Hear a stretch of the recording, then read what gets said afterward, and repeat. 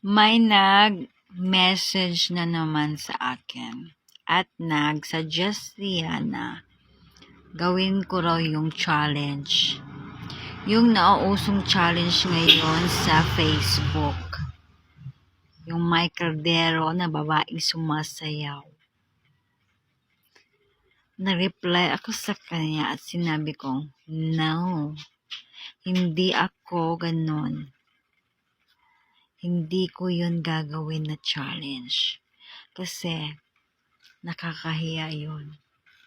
May respeto pa ako sa aking sarili.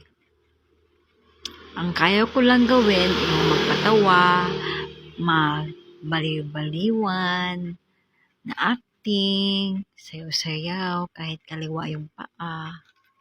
Pero yung ganon, yung pasikat, yung ipagpalit ang aking puri para purihin ng iba. Ayaw ko yung ganon.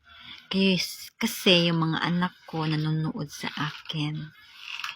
Yung mga kaibigan ko, kamag-anak, makikita nila yung video ko. At ayaw ko pati sila madamay sa kahihiyan na ginagawa ko o gagawin ko. At gusto ko rin mapanood ako kahit hindi ako ganun kaganda, hindi ako ganun kagaling magsalita. Okay na ako sa 500 views, 100 views, 200 views ko. Hindi ko kailangan ng milyon na views. Kung ganun lang din ang aking content. Kaya hindi ko yun gagawin.